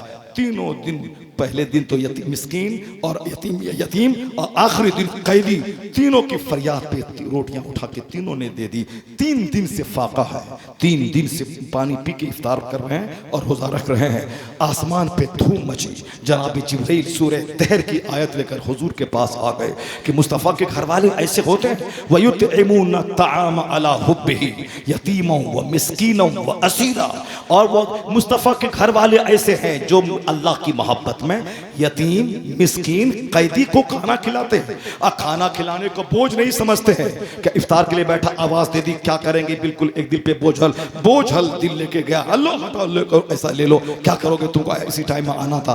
ये मुझ जैसे करोड़ों और खरबों कमजोरों की कहानी है। मैंने उस दिन से चंदा करने को अपने लिए अपने बहुत बेकार काम समझने लगा। जब मैं एक जलसे का चंदा आज से 20 साल पहले करने गया, एक टेलर मास्टर के पास जब पहुंचा, उस बेचारे के पास उस दिन बिक्री ही नहीं हुई थी।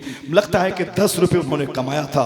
बाप उधर अलग चेहरा बिल्कुल बुझा करके बेटे को कहता, चलो हटाओ, जो है वही दे दो। यानी जो आज कमाया 10 रुपए, वो घर का खर्चा चलता, उसी दे दो। जब मांगने आ गया है तो क्या करना है, दे दो। जब वो 10 रुपए मुझको निकाल के दिया, मैं रसीद काटा। आज 25 साल से शायद का अरसा गुजर गया, आज तक मुझको उनका चेहरा और उनका वो बयान, बच्चों के साथ तुरशुरवी के साथ पेश आना, और फिर गुर्बत, वाकई उसको हाजत थी। उसने दिन भर में 10 रुपए ही कमाया था। और जब एक मौलवी पहुंचा है चंदा के लिए जलसा का, झुंझुला के वो 10 रुपए दे दिया, उसी हालत में घर गया होगा। उसके बाद से मैं कभी किसी गरीब और कमजोर किस्म के आदमी के पास चंदा करने नहीं जाता हूँ। और फिर फोन पे ज्यादा मैं चंदा, मेरा 3 मदरसा चलता है, लड़कियों का 100 से ज्यादा बच्चियां पढ़ती हैं, 200 से ज्यादा लड़के पढ़ते हैं, और 50 से ज्यादा हिफ्ज़ और नाज़रा, 3 मदरसे हैं। मगर मैं रसीद लेके लोगों के पास बहुत कम जाता हूँ। फोन से ही मैंने कहा कि हमारे वहाँ बच्चे हैं, आप तो ज़कात बहुत निकालते हैं, और आप ज़कात का छोटा सा हिस्सा हमारे मदरसे को दे दें। ठीक है, हज़रत व्हाट्सअप नंबर दे दीजिए, मैं भेज देता हूँ। कोई 10,000, कोई 20,000, कोई 25,000, कोई 1 लाख, कोई 50,000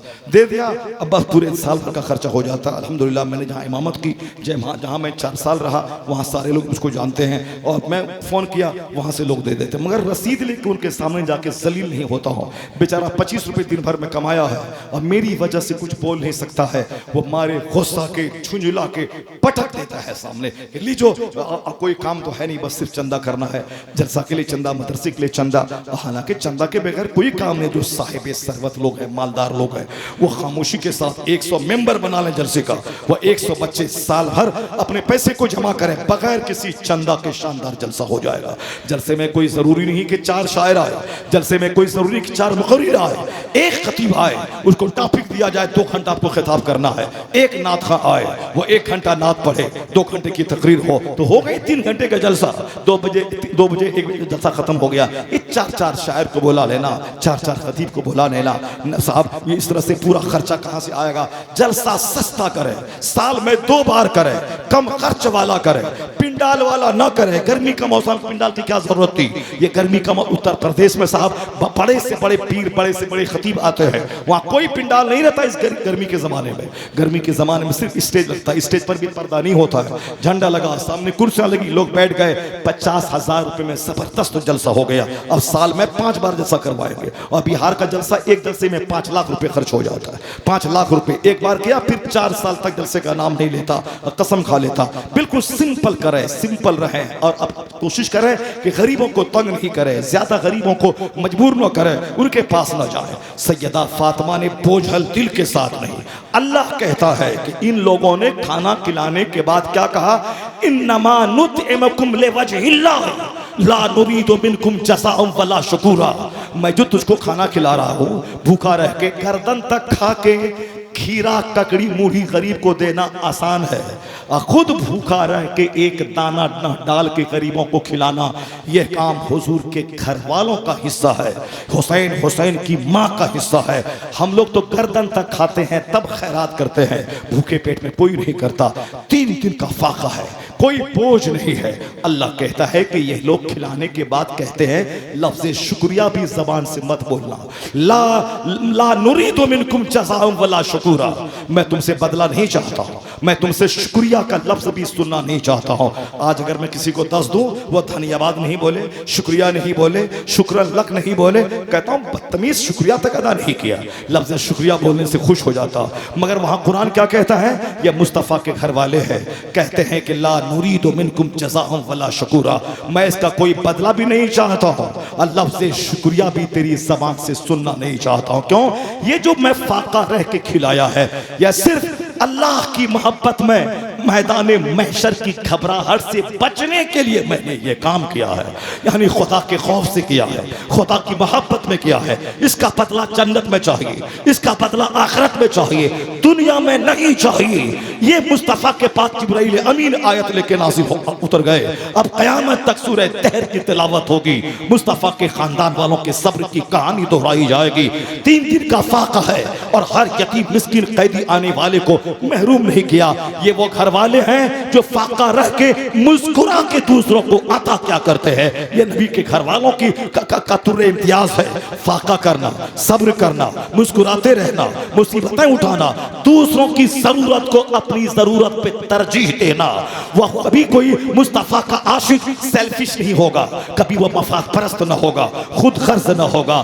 जो बकील है वह हुसैनी नहीं, जो खुद गर्ज है वह हुसैनी नहीं, जो मफाद परस्त है वह हुसैनी नहीं। मुस्तफ़ा के खानदान का कैरेक्टर बोलता है, वहां हर फर्द व बशर, बच्चा से लेकर खवातीन तक, सब नेकियों की हरीस, नेकियों की तलबकार और नेकियों के शौक में जीने वाला, बुराइयों से नफरत करने वाला। सिर्फ शहादत ही लाजवाब नहीं है, उनका सजदा भी लाजवाब है, सखावत भी लाजवाब है, रोजा भी लाजवाब है, नजर हकीकी की तकमील भी लाजवाब है, यानी हर अदा लाजवाब है। इसलिए हुजूर ने कहा था, मैं 2 चीजें छोड़ के जा रहा हूं, एक कुरान और एक अहले बैत। यानी कुरान अल्लाह का कलाम है और अहले बैत प्रैक्टिकल में चलता फिरता कुरान है। कुरान पर यह अल्लाह का कलाम है, अहले बैत को देख, यह कलामुल्लाह की तशरीह का नाम अहले बैत है, कलामुल्लाह की तफसीर का नाम अहले बैत है, कलामुल्लाह की तौज़ीह का नाम अहले बैत है। इधर किताब पढ़, उधर प्रैक्टिकल में मुस्तफ़ा के घर वालों के देख ले, इस्लाम समझ में आ जाएगा।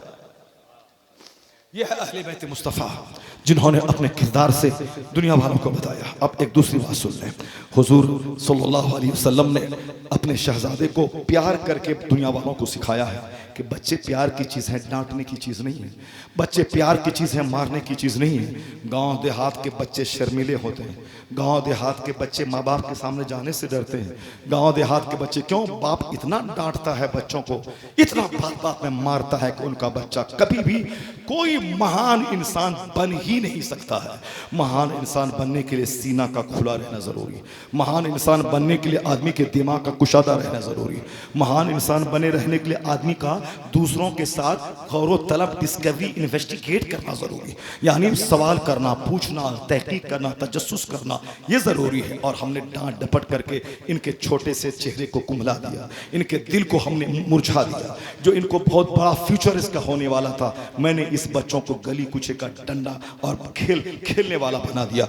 बच्चे को डांट, मदरसों का बच्चा अक्सर शर्मीला होता है, मदरसों का बच्चा अक्सर जब उसको छूट मिलती है खतरनाक क्राइम करने वाला, खतरनाक गुनाह करने वाला, चूंकि उस्ताद के डर से वो वहाँ नमाज पढ़ता है और जब वहाँ से निकलता है तो घर में सुबह रात के सोता है 2 बजे और दिन के उठता है 10 बजे। यहाँ तक के बास अइम्मा करम कहते हुए मैंने सुना, क्या करेंगे वो तो मस्जिद में रहते हैं तो नमाज पढ़ते हैं, घर आते हैं तो बाजार ये टेंशन वेंशन में नहीं पढ़ पाते हैं। बताइए साहब, बाजार घर आते हैं तो नमाज नहीं पढ़ते।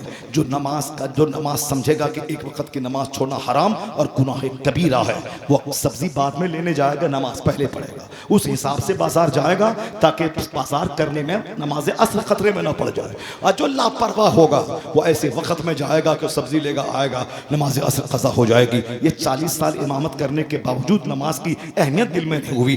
सिर्फ चूंकि मदरसे में गुस्सा ज्यादा है, मार ज्यादा है, मदरसे में साहब आंख दिखाना ज्यादा है, इसीलिए मदरसे के बच्चे स्कूल के मुकाबले में मदरसे के बच्चों में तजस्सुस नहीं होता, डिस्कवरी का जज्बा नहीं होता। ये डर, और जो मदरसे में जो जिन बच्चों का प्यार का माहौल मिलता है, IAS ऑफिसर क्या वो तजस्सुस करेगा जो मदरसे के प्यार के माहौल में पलने वाला बच्चा खुला हुआ दिमाग रखता है। पिछले बार नीट निकालने में हिंदुस्तान के 10 से लेकर 20 बच्चे हुफ़ाज़ कराम, वो नीट निकाला 720 नंबर का, जो MBBS करने के लिए जो नीट निकालना जरूरी होता है। हमारे मदरसे के शेखुल हदीस का बच्चा नीट निकाला, 650 नंबर लाया, अलीगढ़ में उसका एडमिशन हुआ। जो एडमिशन 2 करोड़ खर्च करने के बाद उनके रिश्तेदार ने करवाया, ये कुछ बगैर फ्री विदाउट एनी डोनेशन के बच्चे का एडमिशन हुआ। क्यों? बच्चे ने मेहनत करके एग्जाम निकाल लिया, बगैर किसी पैसे के उसका एडमिशन हो गया। मेहनत करना, बच्चे हुफ़ाज़, जो बच्चे कुरान रटते हैं उसका दिमाग खुल जाता है, जो बच्चे हदीस पढ़ते हैं उसका दिमाग खुल जाता है। जो बच्चे रटने के आदी हैं,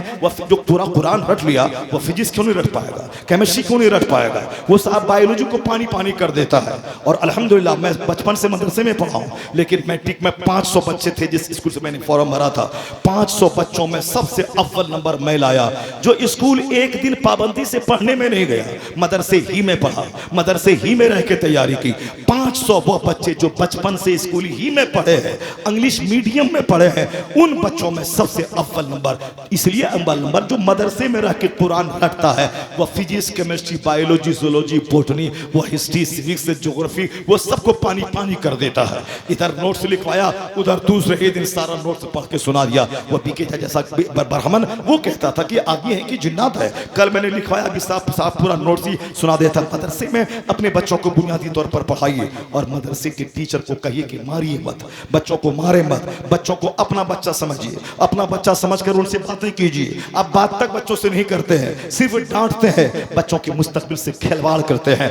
प्यार का माहौल, अमेरिका में मारने पे पाबंदी है, हिंदुस्तान में भी धीरे धीरे मारने पर पाबंदी है। तो हुजूर ने 1400 साल पहले कहा था, बशरू वला तुनफिरू, यानी खुशखबरी सुनाओ, ये बोलो तू ऐसा बनेगा वैसा बनेगा, तुम्हारे अंदर मैं दारोगा देख रहा हूं, तू DM बनने वाला है। ये मत बोल कि तू किसान का बेटा क्या पढ़ेगा, तेरा बाप जाहिल, तेरा दादा जाहिल, तू क्या पढ़ेगा, भाग यहाँ मदरसा से, तू क्या पढ़ेगा। वो गंवारपन की बातें मत कर, अंदर की ख्वाहिशात को जगा दे, प्रेरक शक्ति दे दे। जो आदमी कुछ नहीं बनने वाला है वो सब कुछ बन जाए, या तेरे तू हौसला दिला, मोटिवेट कर, प्रेरक शक्ति बन जा। मुस्तफा कहते बशरू वला तुनफिरू, खुशखबरी दिलाओ, नफरत मत दिलाओ, यस्सिरू वला तुअस्सिरू, आसानियां पैदा कर, मुश्किल पैदा मत कर, पढ़ाई को मुश्किल मत बना ताकि बच्चा भागने लगे, पढ़ाई को आसान बना दे। आज सारी दुनिया में इसी फॉर्मूले पे अमल हो रहा है। आसानियां, खेल के माहौल में पढ़ाई, प्लेग्राउंड के माहौल में पढ़ाई, साहब गेम के माहौल में पढ़ाई, साहब खेलने कूदने के माहौल में पढ़ाई, ताकि बच्चे को शौक दिलाया जाए, ना कि डंडे के डर से पढ़ाया जाए। ये सारा माहौल जो आज बना है, हुजूर ने 1400 साल पहले का।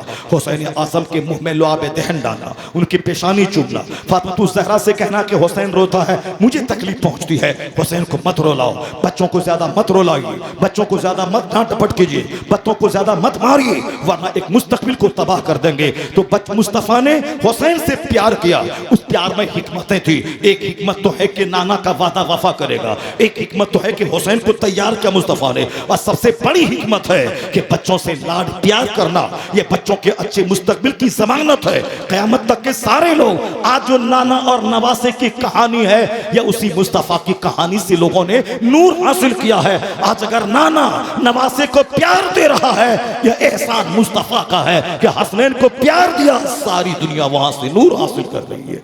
अपने बच्चों से प्यार कीजिए, नवासों से प्यार कीजिए, प्यार का माहौल घर में पैदा कीजिए। अपनी बीवी को डांट डपट मत कीजिए, मारिए मत। औरतें टेढ़ी पसली से पैदा हुई हैं, अगर सीधा करना चाहेंगे टूट जाएगी, टूटना तलाक है। बीवी पर फर्ज नहीं कि वह आपकी माँ को खिलाए, आपकी माँ को चाय पिलाए। वो बीवी पर फर्ज नहीं कि वह आपके बाप का सारा नाज उठाए।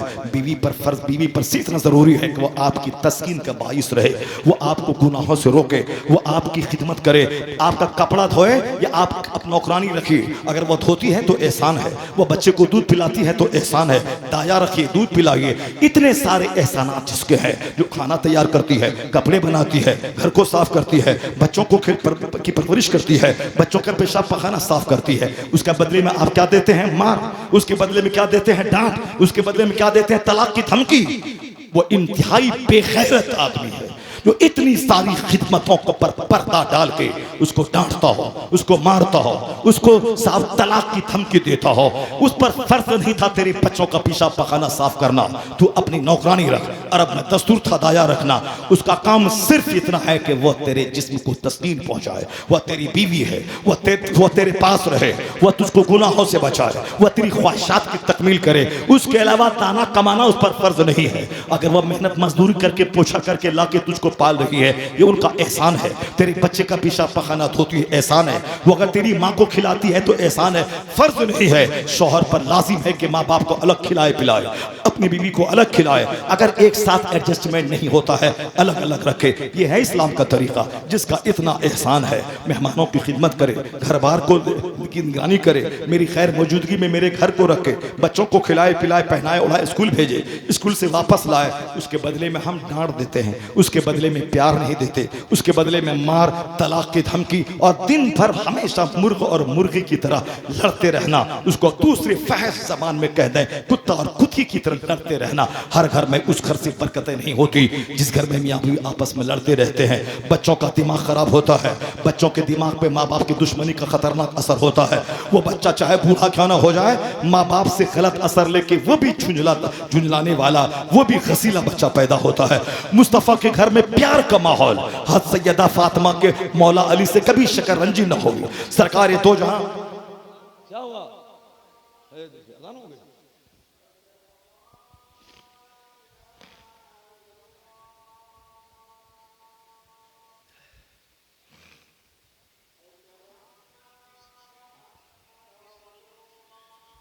सल्लल्लाहु अलैहि वसल्लम।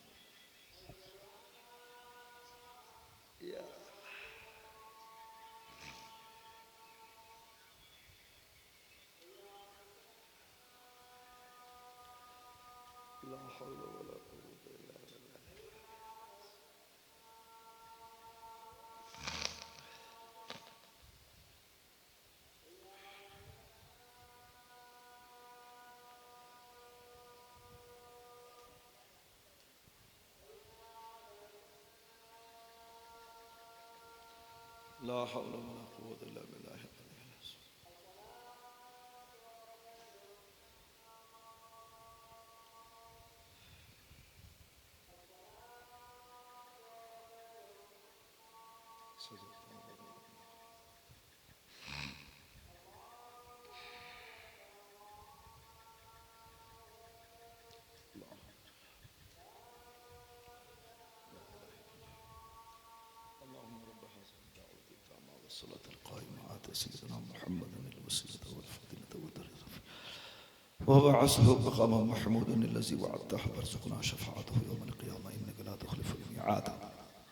अब आप बताएं कि क्या हाल होगा। सिर्फ अभी बचपन ही बयान कर रहा हूं मैं, अब जवानी कहाँ कैसे बयान करूं, उसके बाद फिर खिलाफत कैसे बयान करूं, इमाम हुसैन का मैदान करबला जाकर शहादत पाना कैसे बयान करूं। इसलिए कम से कम 5 घंटा चाहिए ताकि इब्तिदा से लेकर के इंतहा तक पूरी कहानी सुनी जाए। अभी तो सिर्फ मैं उनके बचपन तक महदूद हूँ, उनके घर के माहौल और कल्चर तक। बस आखिरी बात सुन ले, इमाम हुसैन के सामने जब हुजूर ने जब तैयार किया है तो उसका नतीजा तो निकलना चाहिए। नतीजा यही निकला कि यजीद जब बादशाह बन बैठा, उन्होंने ताकत के बल पे चाहा कि मैं हुसैन को मनवा लूं और अपनी बैत उससे ले लूं। और हुसैन कहते थे कि ऐसा कभी नहीं होगा कि मैं जालिम और जाबिर की बैत कर लूं। हुसैन के सामने एक ऑप्शन था कि मैं यजीद को मान लूं कि हाँ तू बादशाह है और मदीने का गवर्नर बन जाऊं। मदीने के गवर्नर बन जाते, यजीद हर महीने 2 लाख दिरहम आपकी खिदमत में देता, क्योंकि यजीद आपको मारना नहीं चाहता था, ये कत्ल करना दूसरा ऑप्शन था। पहला ऑप्शन था कि ये हुसैन मुझको सपोर्ट कर दें, हुसैन मुझको वोट दे दे, हुसैन मेरी खिलाफत को, बादशाहत को तस्लीम कर लें, ताकि फिर मुझको आसाना ढंग से हुकूमत करने में कोई रिस्ट्रिक्शन, कोई रुकावट खड़ी ना रहे। यजीद प्रियोरिटी हुसैन की बैत की दे रहा था, वो मुझको मान लें बस। वो तो मारना तो बाद में बात है कि अगर नहीं मानेंगे तो कत्ल किए जाएंगे, वरना वो हमको मान लें। हुसैन अगर चाहते तो यजीद को बादशाह मान लेते, मदीने का गवर्नर बन गए होते, आराम से खाते पीते और मर जाते। मरने के बाद माँ के पड़ोस में दफन होते और जन्नत के नौजवानों की सरदारी भी हाथ से नहीं जाती, क्योंकि हुजूर ने तो कह ही दिया है अल हसन वल हुसैन सैयदा शबाब अहली जन्ना। तो हुसैन के सामने एक ऑप्शन था, गवर्नर बने, यजीद को सपोर्ट कर लें, यजीद जाने, यजीद का काम जाने, हम मदीने में रहें, 2 लाख दिरहम तुमको देना होगा, ठीक है मैं दे दूंगा, अब आराम से मदीने में रहिए, मदीने का काम कीजिए, मैं दमिश्क में हूँ, मैं बादशाह करूंगा। हुसैन आजम के सामने एक ऑप्शन ये था, अपना खाएं पिए आराम से रहें, बाल बच्चों के साथ मर जाएं। और दूसरा ऑप्शन ये था कि कत्ल की राह, भूख की राह, प्यास की राह, कदम कदम पे मुसीबतों को उठाना, ताकि उम्मते मोहम्मदिया को संकट में पड़ने से बचाना, शरीयत को दागदार होने से बचाना। वो खिलाफत राशिदा जो कुरान और सुन्नत पे मामूर है, उस खिलाफत राशिदा को दागदार बनाने की जो कोशिश की गई, मैं जीते जी उस जालिम की हिमायत करके उसके जुल्म की तौसीक और तस्दीक में करना नहीं चाहता। मैं मर जाऊंगा मगर एक जालिम की बैत करके जुल्म को जायज नहीं करार दूंगा, उसको उसके हौसले नहीं बढ़ाऊंगा। अगर ऐसा मैंने नहीं किया तो फिर वो तो मेरे कत्ल के दर पे होगा, तो मैं कत्ल हो जाऊंगा। वो हमारे बच्चों के खून का प्यासा होगा, सब सह लूंगा। वो मुझको मदीने से निकालेगा, मैं सब बर्दाश्त कर लूंगा। 2 रास्ता हुसैन के सामने था, एक आराम से खाना पीना, जालिम के हाँ में हाँ मिला देना, और दूसरा रास्ता था कि जालिम की मुखालफत करना और दुनिया भर की सारी मुसीबतों को उठाना। हुसैन ने फैसला लिया कि दुनिया तो एक पानी का बुलबुला है, आज है कल खत्म, ये दुनिया तो आरजी फानी है, आज है कल खत्म, आखिरत दायमी है, जन्नत दायमी है। मैं मुस्तफ़ा को क्या मुंह दिखलाऊंगा, मैं अपने रब को क्या कहूंगा कि मैं इतना प्यार नाना से पाया, नाना के मजहब के लिए मैंने क्या किया, यही क्या कि आराम से खाया पिया मर गया?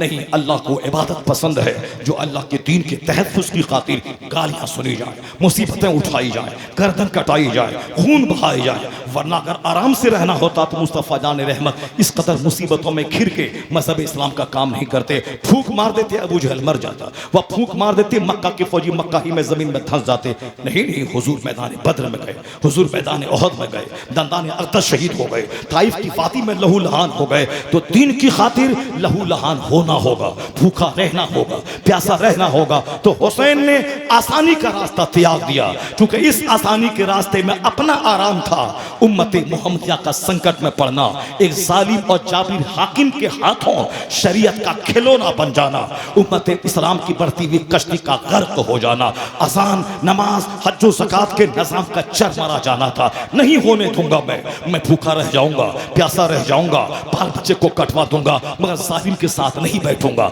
जालिम के साथ नहीं चलूंगा, जालिम का चेहरा नहीं देखूंगा। तो हुसैन ने आराम का रास्ता त्याग दिया, जन्नत के शौक में, मुस्तफ़ा के प्यार का कर्ज चुकाने के लिए, अल्लाह के दीन की हिमायत की खातिर, हक की रस्सी को मजबूती से थामने के लिए ये रास्ता इख्तियार किया, मुसीबत का रास्ता। यहां तक के मैदान करबला में आ गए, लोगों को बताया कि तुम्हारी जिंदगी में भी अगर हलाल का 1 रुपया और हराम का 1 करोड़ रुपया आए कि हमको ले ले, हमको ले ले, सच्चा हुसैनी अगर है तो हलाल का 1 रुपया लेना, हराम के करोड़ों को थूक देना, ये कहना कि ये चहल पहल आर्जी है और ये हलाल सच्चाई और दायमी है।